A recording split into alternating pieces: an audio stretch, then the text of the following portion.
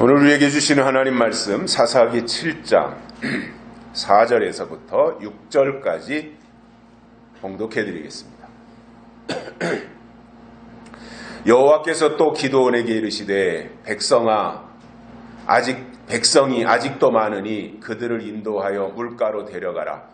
거기서 내가 너를 위하여 그들을 시험하리라. 물은 내가 누구를 가리켜 이르기를 이가 너와 함께 가리라 하면 그는 너와 함께 갈 것이요 내가 누구를 가리켜 이르기를 이는 너와 함께 가지 말 것이니라 하면 그는 가지 말 것이니라 하신지라.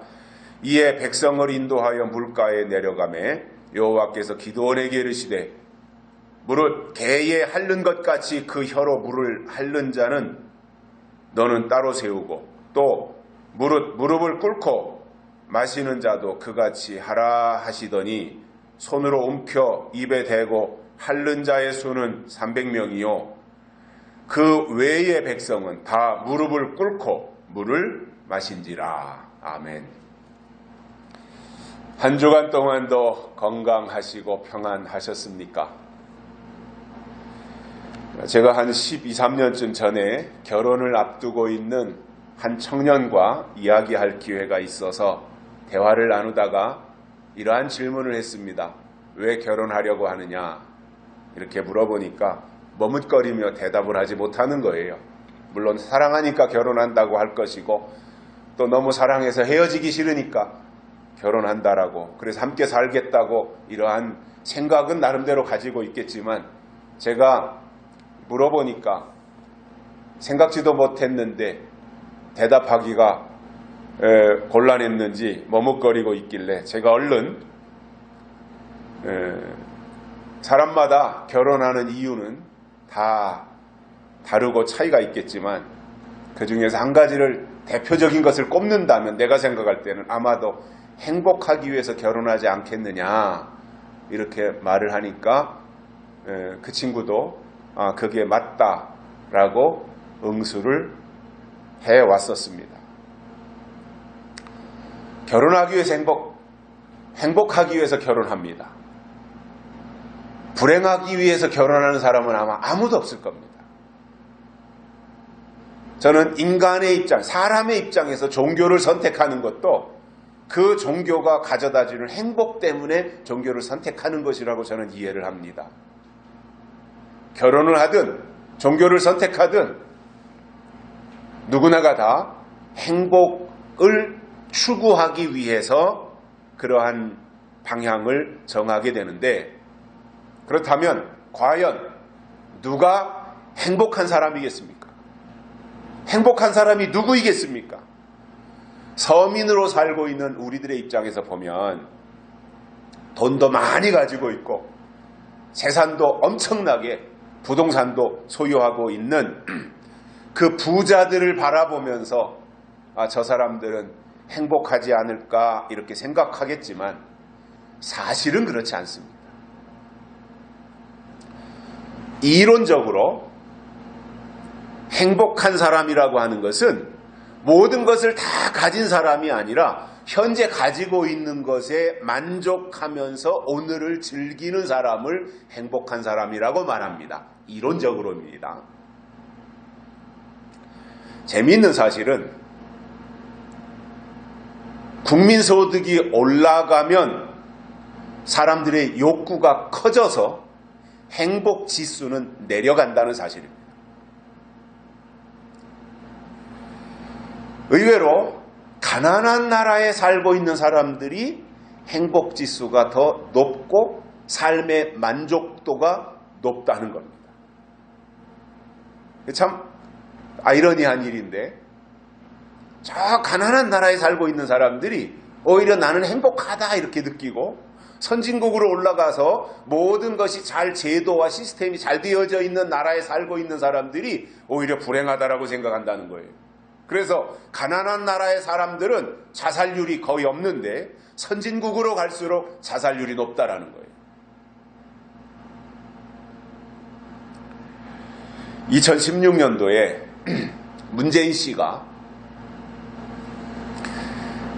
어느 나라를 방문했었습니다. 그때 한참 그게 뭐예요? 세월호 사건 이후에 막 촛불 집회가 광화문에서 일어나고 한 그 무렵에 문재인 씨도 막 수염을 이렇게 기르고 뭐 단식 투쟁도 하고 그러다가 이제 그 부탄이라고 하는 나라를 방문을 했었는데,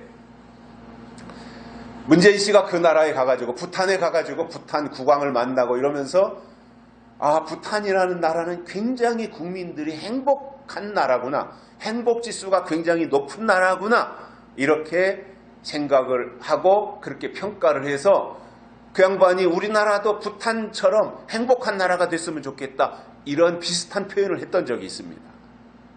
물론 그러한 평가는 자기 주관적인 거예요. 자기가 볼 때는 이 사람들이 행복하구나, 이렇게 평가할 수 있기 때문에 우리들이 그 양반의 평가가 맞니 틀리니 옳으니 그르니 이렇게 할 이유는 없지만, 그러나 부탄에 가서 그렇게 말한 그 사람의 수준은 우리가 알 수 있다는 거예요.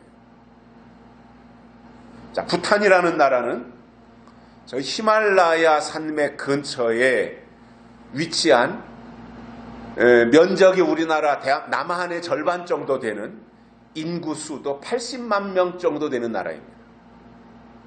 80만 명은 천안과 아산을 합쳐놓은 정도의 인구입니다. 1인당 국민소득을 제가 찾아보니까 2017년도에 3,110달러입니다.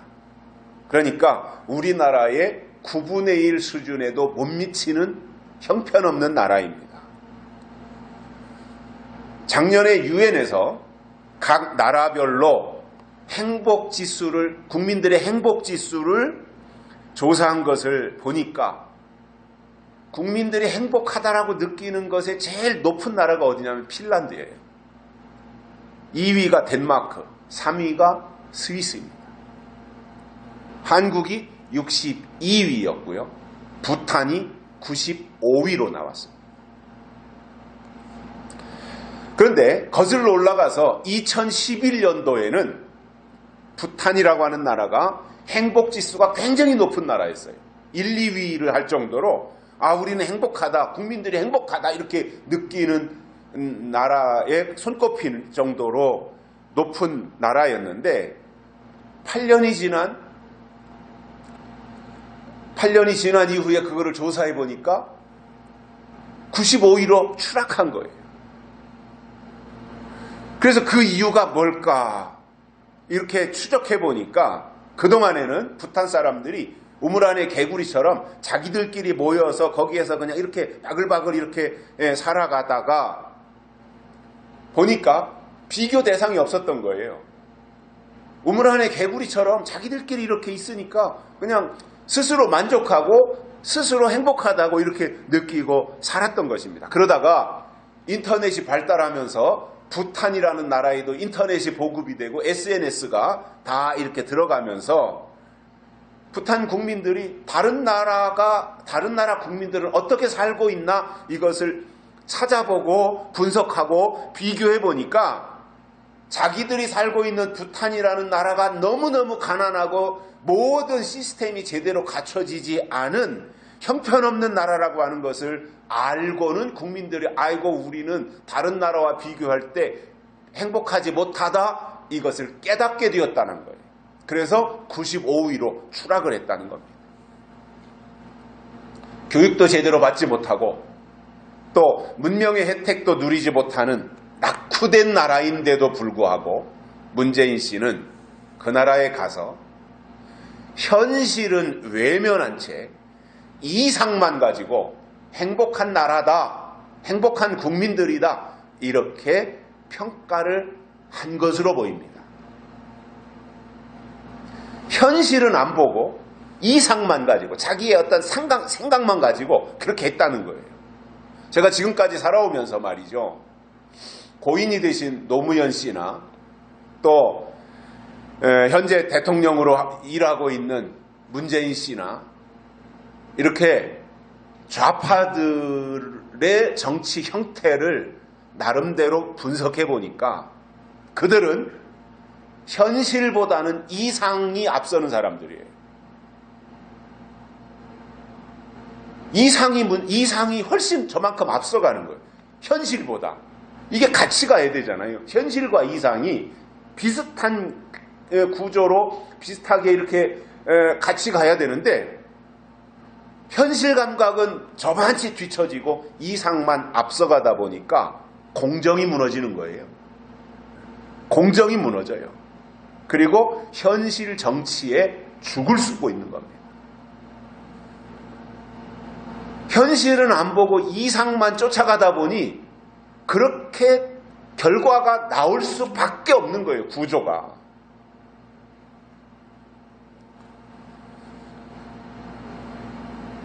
저는 항상 그렇게 말씀을 드리지만 모든 것이 다 균형을 이루어야 되고 겸비돼야 됩니다. 영적인 것과 육적인 것도 균형을 이루어야 되고요. 이 이념도 좌파들이 주장하는 이념과 우파들이 주장하는 이념이 어느 정도 이렇게 균형을 이루고 가야 이게 상식이 통하는 대화가 되는데 완전히 친북 아니면 종북, 친중 이런 쪽으로 확실하게 치우쳐 있다 보면 그게 우선이 되다 보니 대한민국에 살고 있으면서 대한민국에 대한 생각보다는 중국이 하는 게 옳고 북한이 하는 게 옳다라고 생각을 하는 거다 보니 공정이 없잖아요. 이번에 동계올림픽 초반에도 그랬지 않습니까? 실격시키고 말이죠. 우리나라를.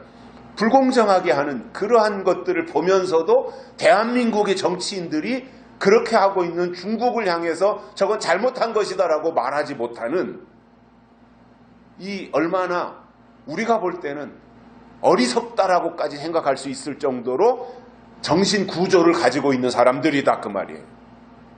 그래서 균형 감각은 중요해요.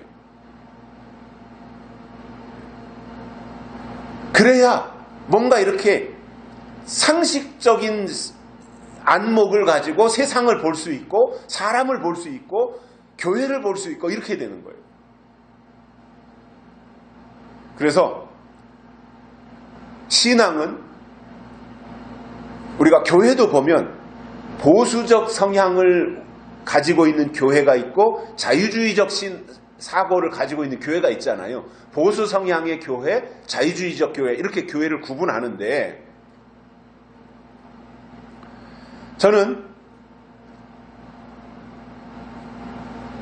일단 하나님의 말씀이 우선이 되어진다면 하나님이 우리에게 주신 것을 지켜야 되잖아요. 보수는 지키는 게 우선이에요. 지키는 게. 하나님이 주신 것을 지키는 게 우선이에요. 그리고 그때그때 시대에 맞게 조금씩 옷을 바꿔 입으면서 변화를 주고 개혁을 일으키는 것이어야지 하나님이 주신 것을 지키는 것은 없이 성경을 사수하고 지키는 것이 없이 진리에 대한 지키는 이런 생각은 없이 무조건 자유주의적 생각을 가지고 변화가 우선이고 세상을 쫓아가는 게 우선이고 세상에 발맞추는 게 우선이다라고 한다면 그건 자유주의가 되는 거거든요. 신앙은 자유주의가 아니라 보수를 토대로 한 개혁을 이루어가는 것을 성경은 우리에게 요구하고 있어요. 그래서 성경적 신앙을 가진 사람들은 보수적 하나님이 주신 우리에게 하나님이 우리에게 주신 성경이나 역사나 이런 것들을 지키면서 이게 보수잖아요.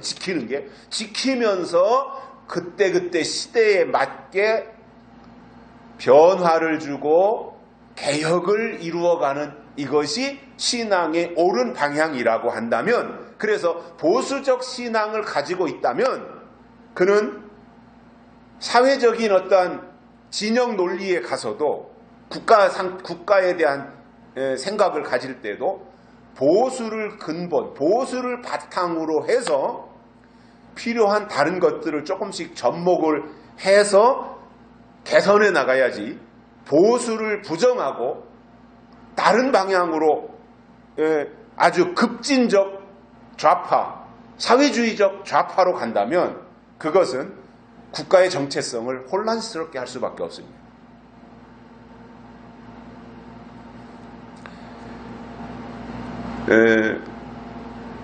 독일인가에 가면 정치적인 것이 이제 여러 가지가 있는데 이런 게 있어요. 독일인가? 제가 정확히 기억은 안 나는데 사회민주주의가 있어요.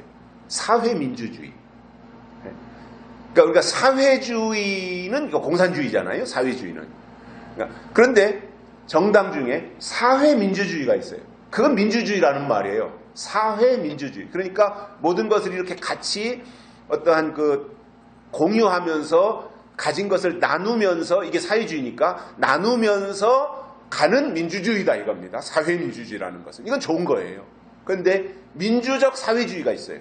민주적 사회주의. 이건 사회주의라는 말이에요. 민주주의를 표방한 사회주의란 말이에요. 이건 아닌 거거든요.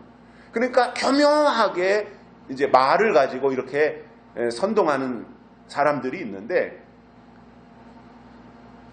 그러한 것들을 우리가 제대로 분별하고 가려면 보수적 성향 또는 보수적 신앙, 이러한 것의 토대 위에 현재 세상에서 나타나고 있는 현상들을 접목해서 받아들일 것과 배제할 것에 대해서 분별하는 것이 되어야 하나님이 주신 것을 끝까지 지켜낼 수 있지, 보수적 생각이 없이 그냥 진보적 생각, 자유주의적 생각을 가지고 나간다면 그것은 결국은 자유주의가 우선이 되다 보니 하나님이 주신 것을 지켜내야 되는 이것을 하지 못하게 되고 마는 겁니다. 그래서 저는 이렇게 말합니다. 제 친구들을 만나도 그럽니다. 신앙이 보수라면 사회적 정치 이념도 보수로 가는 게 맞다. 저는 그렇게 말해요. 그런데 어떤 사람들을 보면 신앙은 보수인데 세상 정치는 진보로, 급진보로 치우쳐가지고 문재인 씨가 하는 일을 다 찬양하고 옳다고 말하고, 이재명이를 대통령으로 선거에 찍겠다, 투표해서 거기다 표를 주겠다고, 이재명이 대통령 되면 좋겠다고 이렇게 말하는 사람들은, 그것은 신앙에, 저는 올바른 신앙의 어떤 균형을 이루지 못하고 있기 때문에 그렇게 발언을 한다라고 생각합니다. 물론 민주주의에서 자기 사상의 자유가 있고 얼마든지 자기 생각을 표현할 수 있고 말할 수 있어요. 저는 그것에 대해서 부정할 이유는 없어요. 그 사람이 가서 누구를 투표하든 그것은 그 사람의 자유이고 그 사람에게 보장된 권리예요. 그러나 적어도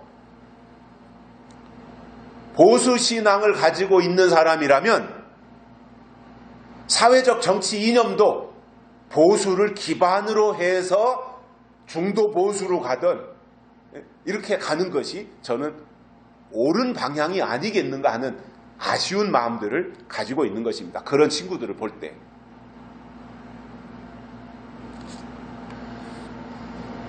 하나님이 기드온에게 하신 말씀은 너를 쫓은 백성이 지금 너무 많다는 것이었고, 그 말이 기드온을 굉장히 어리둥절하게 만들었어요. 아니 지금 저 적군하고 전쟁을 해야 되는데 많다니요. 왜냐하면 적들의 숫자가 있잖아요.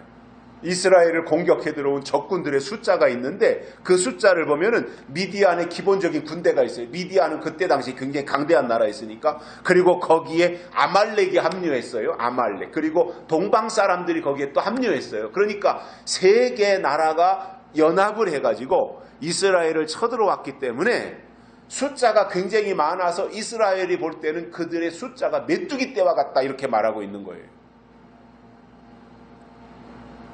그런데 하나님이 기드온에게 말씀하신 것은 정반대의 말씀을 하셨잖아요. 지난주에도 우리가 들었던 것처럼. 그래서 오늘은 지난주에 이어서 하나님이 기드온에게 하신 말이 무엇인지 세 가지를 깨닫고 은혜를 받겠습니다. 첫째로는 아직도 많다 이렇게 말씀하셨어요. 32,000명 중에 22,000명을 돌려보냈는데 아직도 많다는 거예요. 아직도. 자, 우리가 여기서 먼저 생각하고 갈 것이 있습니다. 뭐냐면 하나님의 생각과 사람의 생각은 다르다라는 겁니다. 그러면 믿음이 뭐예요? 사람의 생각을 내려놓고 하나님의 생각을 받아들이고 가는 것이 믿음인 겁니다. 이거를 잘하는 사람이 신앙이 좋은 사람인 거예요. 내 생각은 이런데 하나님의 생각이 저러니 내 생각은 접고 하나님의 생각을 수용하겠다. 그래서 하나님의 생각을 내가 쫓아가고 하나님의 생각을 내 안에 도입해서 발전시켜 가겠다. 이것이 하나님의 사람이라는 겁니다.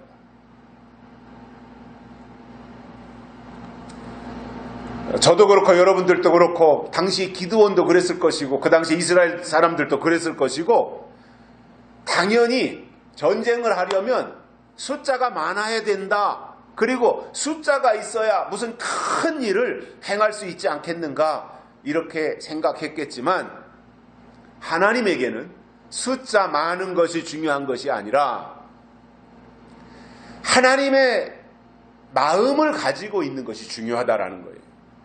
하나님의 계획을 간직하는 것이 훨씬 더 중요하다는 것을 여기서도 알 수 있는데 이렇게 하나님이 지금 기드온에게 오늘 본문에서도 말씀하시는 이런 내용을 볼 때 기드온은 아직도 하나님의 계획과 의도를 정확하게 이해하지는 못했지만 이렇게 말씀하시는 하나님의 뜻은 뭐예요? 기드온에게 이렇게 돌려보내라고 말씀하시는 하나님의 계획의 저 밑바탕에는 뭐가 있어요? 내가 싸울게 이게 있는 거예요. 기드온아 돌려보내. 왜냐하면 내가 대신 싸울게 이 말이거든요. 그런데 우리가 잘 알고 있듯이 하나님은 영이시잖아요. 영은 형체가 없잖아요. 형상이 없잖아요. 볼 수가 없잖아요. 만질 수도 없잖아요. 그러다 보니 영이신 하나님, 사람에게는 영이신 하나님이 필요하고 하나님은 영이시기 때문에 육체를 가진 사람이 필요한 거예요. 이게 같이 맞아떨어져야 하나님의 일이 이루어진다라는 거거든요. 그래서 영이신 하나님에게는 하나님의 일을 이루어야 할 최소한의 사람이 필요했고 그들을 앞장 세워가지고 하나님이 싸우시겠다는 겁니다.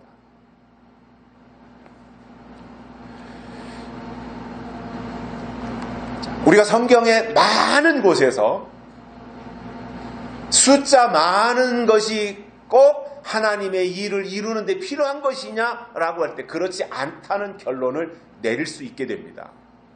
많은 경우에 그렇습니다. 자, 동물의 세계를 보면 동물의 세계는 서로 잡아먹고 먹히고 안 먹히려고 도망다니고 뭐 이러한 것이 이제 동물들의 세계잖아요.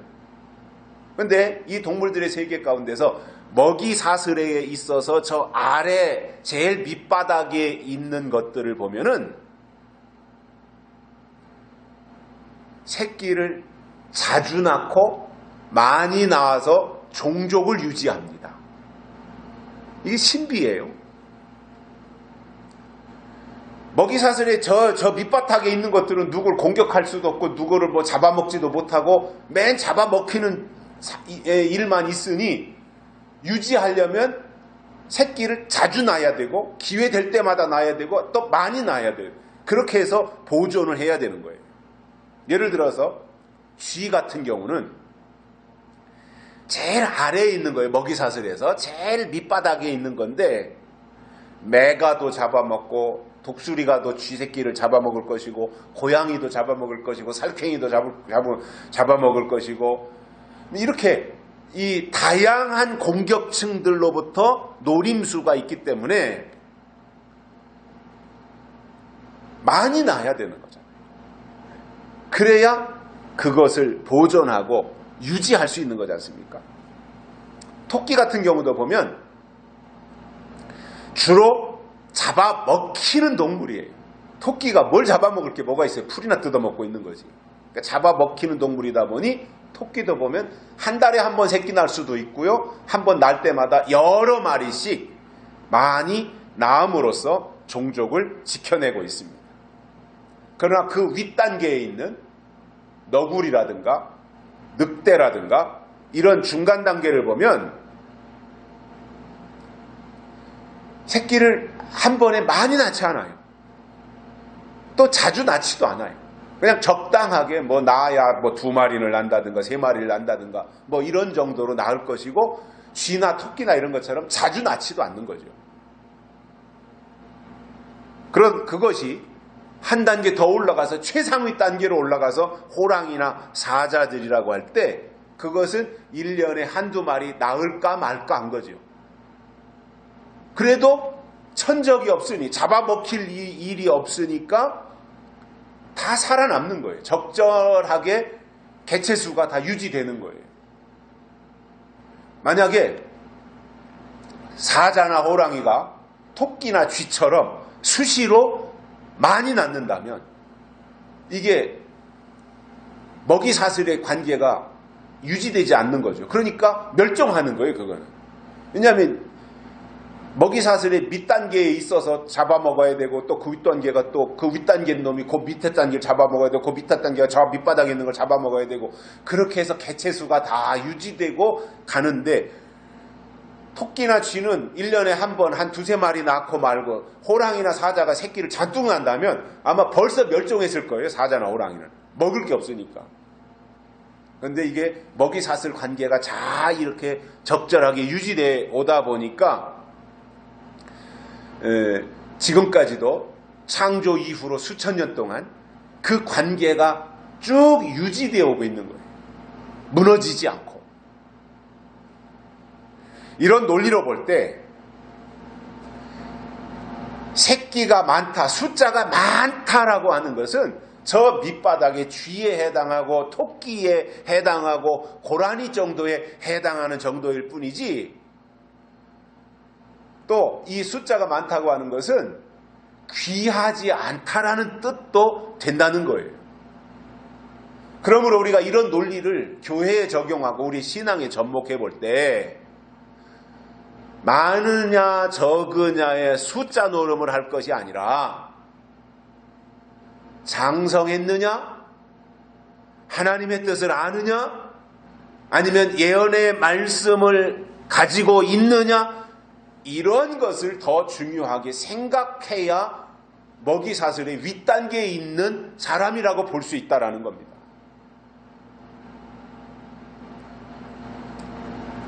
지난주에는 기드온의 나팔 소리를 듣고 동원됐던 32,000명이 너무나 많기 때문에 하나님이 기드온에게 두려워하는 자들, 떠는 자들 다 추려가지고 집으로 돌려보내라고 하셨고 그 이후에 남은 사람이 10,000명이 남은 거예요. 10,000명이. 그러니까 이제 기드온은 돌려보내라고 해서 다 돌려보내고 그리고는 속으로 생각하기를 아유 저 22,000명 돌려보낸 게 참 전쟁터에 꼭 필요한 사람인데 전쟁터에선 그렇잖아요. 애기 손이라도 있으면 돌멩이 하나라도 주워 나르게 이렇게 해가지고 상대방 적군을 향해서 돌멩이라도 집어던져서 그때는 그런 식의 싸움이었을 테니까 해야 되는데 아니 멀쩡한 장정 22,000명을 다 돌려보내라고 한 것이 속으로는 막 속이 아프고 그리고 아까운 생각이 들었겠지만 그렇다 치고 이제 10,000명이 남았으니 이 10,000명은 가지고 있어야 데리고 있어야 매복을 하든지 아니면 야밤에 기습 공격을 하든지 하지 않겠느냐. 기드온은 속으로 그런 생각을 당연히 했을 겁니다. 전쟁을 앞두고 있는 상황이니까요. 그런데 난데없이 하나님이 기드온아 아직도 많다 이러신 거예요. 그 말을 들었을 때 기드온은 가슴이 철렁하면서 속으로는 그랬을 거예요. 저 같으면 이거 도대체 싸우라는 거야? 말라는 거야? 어쩌라는 거야 도대체? 아마 이렇게 생각을 했을 수도 있습니다. 그럼에도 기드온이 특별했던 것은요. 하나님이 도저히 납득이 가지 않는 터무니없는 말씀을 하시는데도 하나님 왜 그래야 되는데요? 하나님 전쟁하라면서요. 가서 싸우라면서요. 그런데 숫자를 오히려 집으로 돌려보내라고 하는 이유가 도대체 뭡니까? 이것에 대해서 당연히 문제 제기를 할 만한데 기드온은 묻지도 않았고 따지지도 않았어요.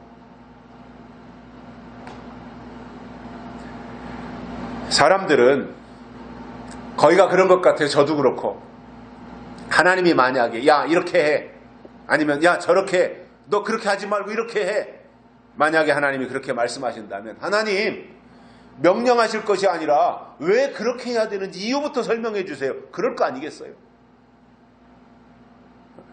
요즘은 뭐 조그만 애들도 뭐라고 하면 왜 그래야 되는데요? 이러면서 따지고 드니까 이유부터 설명해 달라고 하지 않겠습니까? 그 말은 뭐예요? 내가 이해되면 하겠습니다. 그 말이거든요. 그러나 기드온은 도저히 하나님이 말씀하시는 것이 32,000명에서 10,000명도 많으니까 이렇게 말씀하시는 그 상황이 이해가 되지 않는데 하나님한테 이유를 달지 않고 하나님이 하라는 대로 했다라는 거예요. 저는 이것이 기드온의 위대함이다라고 봅니다.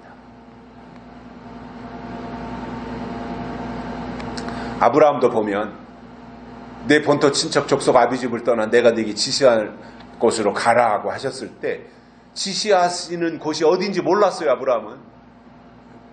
다만 떠나라고 한 거예요. 고향을 떠나고 부모를 떠나고 친척을 떠나고 학연과 황맥과 인맥과 이런 것을 다 떠나라고 하니까, 그리고는 어디로 가라고도 안 하고 지시하는 곳으로 가라고 했는데 지시하시는 곳이 어딘지 모르는 가운데서도 하나님이 떠나라고 하니까 갈 바를 알지 못하고 떠났다라고 이렇게 말하고 있어요. 아브라함이 그럼 어디로 가라는 말입니까? 나 이거 고향을 떠나면 죽는데, 그때 당시에는 삶의 구조가 그랬으니까 다 이렇게 씨족 사회로 같이 엮여서 살았으니까 고향을 떠난다고 하는 것은 곧 낯선 땅에 가서 몰매 맞아 죽든가 다 텃세라는 게 있잖아요. 내 지역을 떠나가면 그 지역에 가면 그 지역에 텃세가 있는데, 요즘도 간접적으로 텃세가 있는데 그때 당시엔 그게 얼마나 심했겠습니까? 그런데 아브라함은 갈 바를 알지 못하고 그대로 하나님이 가라고 하니까 갔다라고 하는 거예요. 이게 아브라함의 믿음의 시초였던 거죠. 그게 믿음이고 위대함이라는 것입니다. 기드온이 하나님이 말씀하시고 요구하실 때마다 전적으로 순종한 것은, 저는 그렇게 생각이 들어요. 기드온이 지지난주에 우리가 이슬을 통한 말씀을 들었잖아요. 솜털에는 내리고 땅에는 내리지 않고, 땅에는 내리고 솜털에는 내리지 않고, 이 이슬의 징조를 통해서 하나님이 기드온과 함께 하신다고 하는 것을 체험했기 때문에 기드온은 이해가 되지 않고 납득이 가지 않았음에도 불구하고 전적으로 하나님을 신뢰하고 믿었다라는 겁니다. 두 번째로는 하나님이 물가로 데려가라 그랬습니다. 10,000명 남은 사람 아직도 많다 그러더니 이제 그 사람들을 물가로 데려가라고 하신 거예요.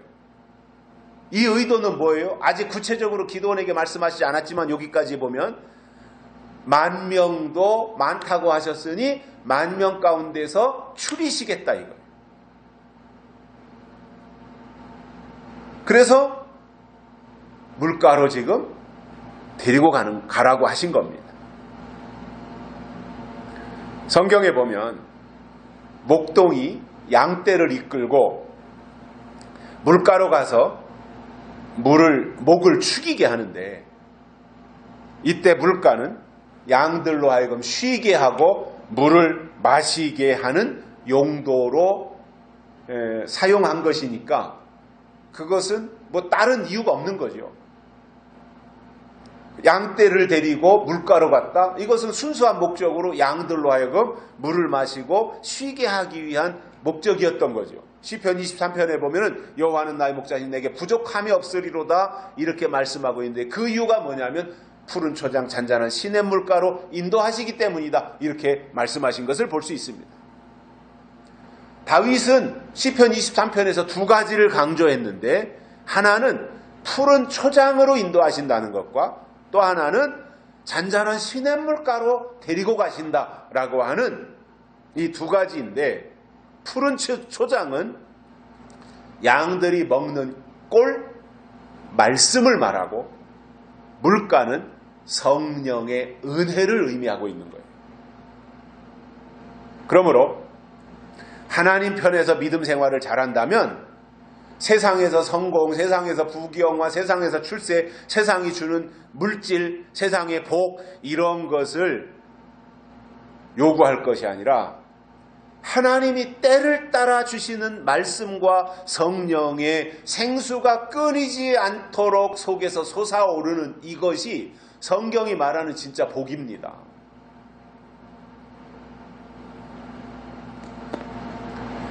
제가 곰곰이 생각하는 가운데서 내린 결론이 있습니다. 그게 뭐냐면 가장 이상적인 신앙은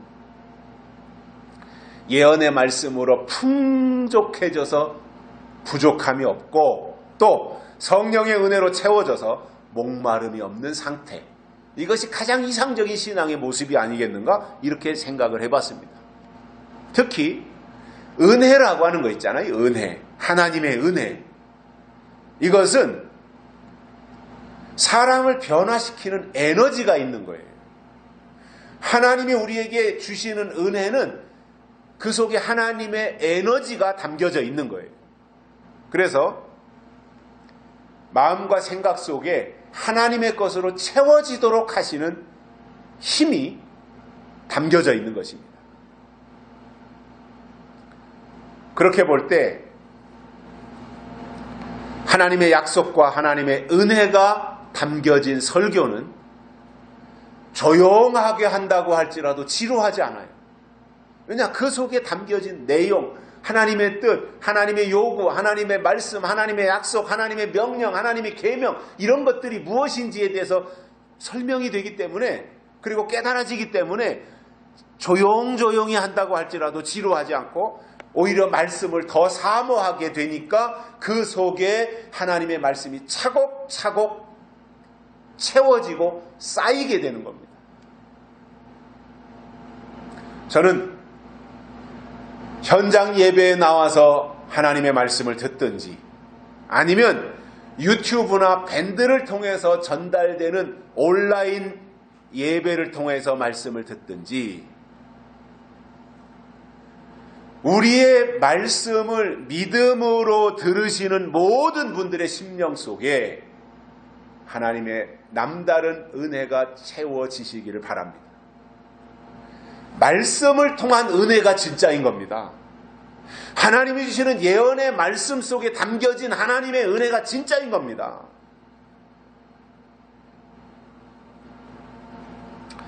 2년쯤 전부터 코로나가 발생하면서 사람들의 삶을 뒤죽박죽으로 만들어 놨습니다. 그 영향력이 지대합니다.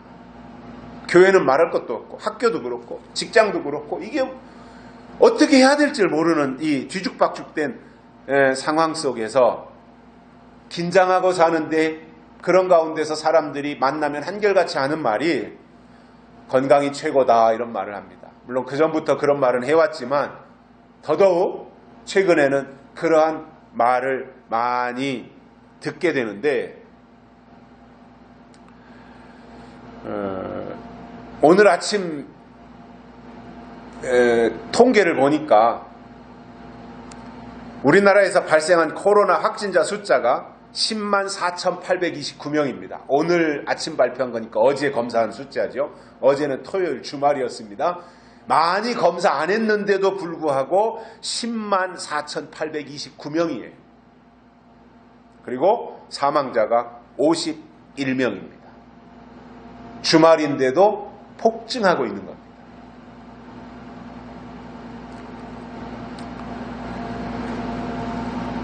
아무리 재산이 많아도 코로나에 걸려서 목숨을 잃어버린다면 그야말로 대죽음입니다. 손 쓸 수 있는 게 없어요. 속수무 책인 거예요. 제가 그전에도 한번 말씀을 드렸는데 제가 몇 번 만났고 또 제가 인터뷰도 했었고 제가 아는 어떤 사람은 저는 그전에는 그 양반이 부자인 건 알았지만 재산이 그렇게 많은 줄은 몰랐는데 약 1,000억 정도 된다 그래요.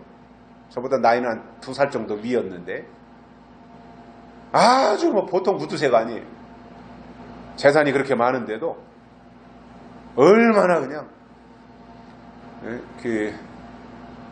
옹졸하고 돈도 쓸 줄 모르는 그냥 움켜쥐고만 있는 그런 식으로 평생을 살아왔는데 작년 가을에 코로나에 걸려가지고 손도 못 쓰고 세상을 떠났습니다. 평소에 뭐 아프다는 말도 못 들었는데 아주 뭐 알밤처럼 생겼어요. 어디 아프지도 않게 생겼어요. 그런데도 코로나에 걸려가지고 사망을 했는데, 그 얘기를 들으면서 저도 허무한 생각이 들더라고요. 아니, 나이가 그렇게 많은 것도 아니고 평소에 무슨 다른 질병이, 기저질환이 있었던 것도 아닌데 어떻게 하다가 코로나에 감염이 됐다 그래요. 그냥 들리는 말로는 그 사람이 뭐 이렇게 개인적으로 저 천안이나 아산 쪽에 가가지고 뭐 노래방 이런 데 자주 다니고 했다는 말은 있더라고요. 그러니까 그런 데서 이제 감염이 됐는지 어쨌는지 모르겠는데, 그 돈을 다 그렇게 1,000억이나 되는 재산을 놔두고 어떻게 돌아가셨을까? 뭐 자기가 안 죽고 싶다고 해서 안 죽는 건 아니겠지만 그런 생각이 들더라고요. 한 친구는 그분이 돌아가셨다는 말을 듣고는 아이고, 그 양반한테 그냥 평소에 돈이나 잔뜩 빌려놓을 걸 그랬다 그러더라고요. 그러면 죽고 나면 회수하기가 어려울 테니까 그것도 자기가 못했다고 이제 그렇게 우스갯소리를 하는 것을 들어봤는데, 그 정도로 돈이 많았다는 거죠. 근데 그 돈 다 놔두고 자기 혼자 조용히 사망하고 말았던 거죠. 장례 절차도 제대로 거치지 못하고. 그런 말을 들으면서 저는 다른 병은, 간암에 걸리든 위암에 걸리든 뭐 다른 병은 그래도 걸리면 병원에 가서 치료도 할 수 있고 수술도 할 수 있고 이렇게 해서 회복하는 과정을 거쳐서 이제 경과를 지켜보면서, 뭐 만약에 이제 막다른 골목에 가서 시한부 선고를 받는다, 이제 3개월밖에 못 산다 그러면 자기 인생을 정리하면서 가족들하고도 그다음 못다한 얘기도 이렇게 나누면서 뭔가 죽음을 준비할 시간이 있는데, 코로나에 걸려서 돌아가시는 분들을 보니까 멀쩡하다가도 폐에 문제가 생기니까, 폐렴이 와가지고 호흡을 못하니까 그냥 어느 날 갑자기 돌아가시는 거예요. 우리 노회 안에서도 작년 가을에 은퇴하신 목사님이 정정했어요. 그분도 코로나 예방접종도 안 받았어요. 자신했으니까 난 건강하다고. 기저질환도 없었고. 그런데 어떻게 하다 코로나에 걸려가지고 며칠 만에 그냥 돌아가시는 모습을 볼 때 너무나 허탈한 생각이 들도록 하는 것이 이 코로나 시대에 우리가 느끼는 정서이고 감정이라고 보는데, 자, 그러면 우리가 육신이 건강하려면 어떻게 해야 되냐면 면역력을 키우는 거예요. 면역성이 있어야 내 안에 침투해 들어오는 병원균을 퇴치시켜서 내가 건강을 유지할 수 있기 때문에 면역력이 높은 것이 제일 좋은 것이다라고 생각이 들어요. 그러기 위해서 뭐 좋은 음식을 먹을 수도 있고 아니면 운동을 한다든가 이렇게 해서 내 면역력을 높일 수도 있고, 아무튼 내 면역성을 높여야 건강을 유지할 수 있다라고 하는 것처럼 육체의 건강, 영혼도 마찬가지로 사탄의 공격을 물리칠 수 있는 것은 면역력이 있어야 되는 거예요. 그런데 그 면역이 어디서 나오느냐 하면 성경에서 나오는 거예요. 약속의 말씀, 예언의 말씀, 하나님이 주신 이 66권, 이 성경 말씀 속에서 사탄을 퇴치시킬 수 있는 면역력이 나오는 거예요. 그리고 그 위에 하나님의 은혜가 있어야 그것을 통해서 사탄의 정체를 알고 물리칠 수 있는 거예요. 그래서 육신도 내 안에 면역력이 있어야 되는 것처럼 영혼도 우리의 믿음 안에, 우리의 마음속에 면역력이 있어야 퇴치시키고 물리칠 수 있다라는 거죠. 그동안 은혜 시대에는 우리가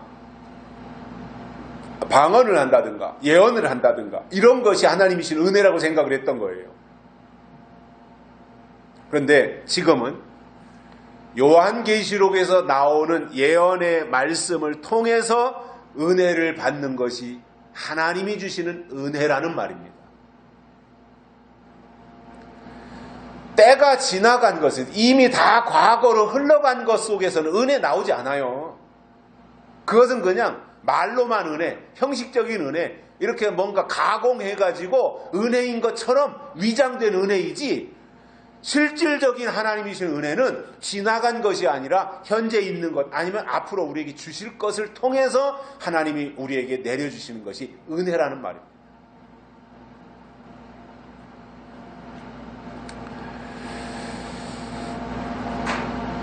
그런데 자, 물이라고 할 때, 물가로 데려가라고 했을 때, 양들을 물가로 데려갔을 때는 그들을 살리기 위해서 물가로 데려가는 것인데, 이 성경에서도 보면 이 물이라고 하는 것은 스가랴 13장에 보면은 죄와 더러움을 씻는 샘이 다윗의 족속과 예루살렘 거민을 위하여 열리리라 그렇게 말했거든요.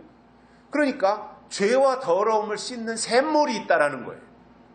그것은 생수가 되는 거죠.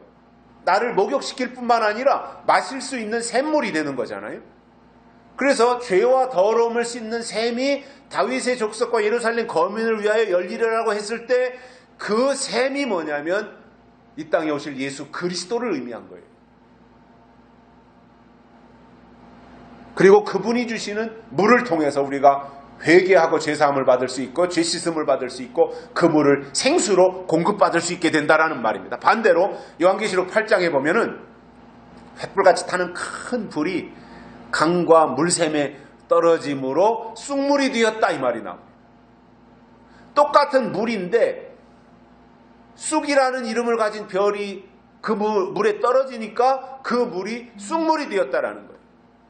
그러니까 다윗을 통해서 주신 샘물은 생수로 공급이 되지만 별이 떨어진 횃불같이 타는 별이 떨어진 그 이름이 쑥이라고 하는 그 별이 떨어진 물은 쑥물이 되었고 그 물을 마시면 영혼이 타들어가다가 죽는다라는 거예요.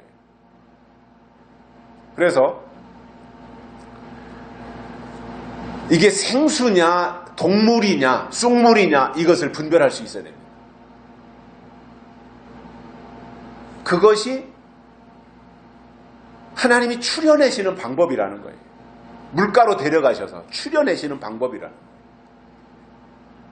그래서 똑같이 교회 생활을 하고 있지만 어떤 사람은 생수를 마시며 교회 생활을 하고 있고 어떤 사람은 쑥물을 마시며 교회 생활을 하는 사람이 있다라는 겁니다.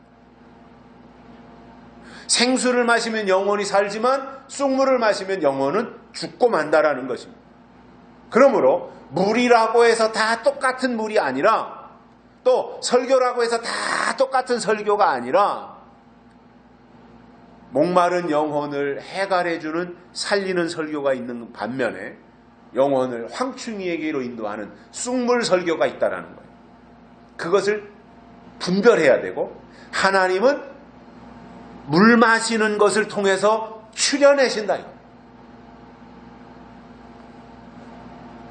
그래서 하나님이 기드온에게 지금 남은 10,000명을 데리고 물가로 데려가라. 그래가지고 거기에 그들에게 물을 마시게 하라. 이렇게 한 것은 그들이 지금 목이 말라서 막 목이 타들어가니까 갈증 때문에 물을 마시라고 한 것이 아니라 하나님이 물 마시는 자세를 통해서 손으로 떠서 혓바닥으로 핥아서 먹는 사람과 무릎을 꿇고 벌컥벌컥 물을 마시는 사람을 구분하시겠다라는 거예요. 속가내시겠다는 거예요. 세 번째로는 그들을 시험하라 이렇게 말씀하고 있습니다. 어떻게 시험하라 그랬습니까? 물 먹는 자세를 보고. 물 먹는 자세. 하나님은 그거를 보신다는 거예요. 무릎을 꿇고 물을 먹는다는 것은 그 사람은 줏대도 없이 아무한테 나가서도 무릎 꿇을 사람이다 이거예요.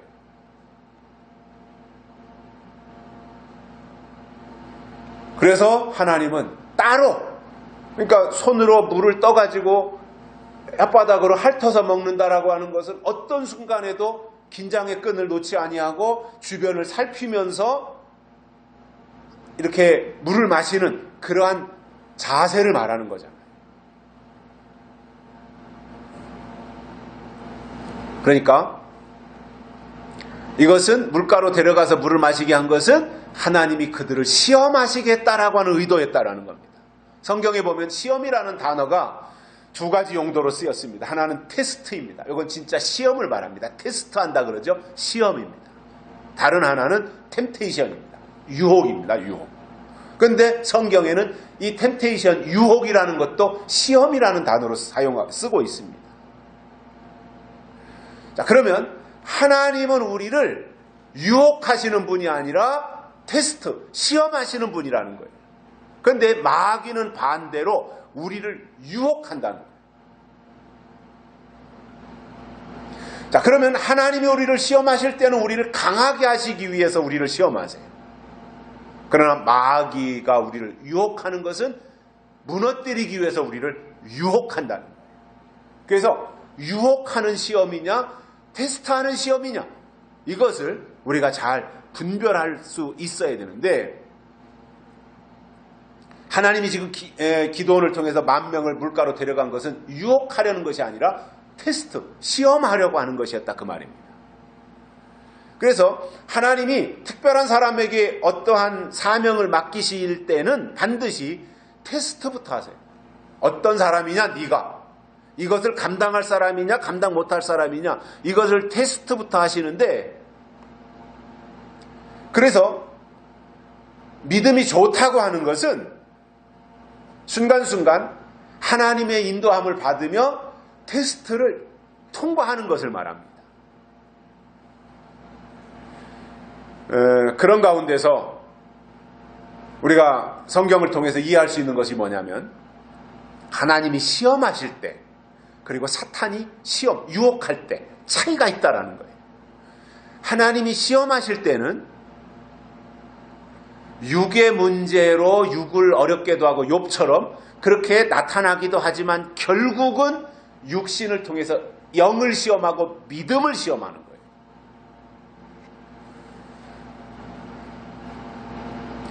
그러면 영은 하나님 편에 영이 있는가 하면 마귀 편에서도 영이 있는데, 요한일서 4장에 보면 영들이 하나님께 속하였나 시험하라고 했으니, 반드시 이게 하나님께로부터 온 영이냐, 요거는 마귀 사탄에게서 온 영이냐, 요거는 시험하고 나서 믿으라는 말이에요.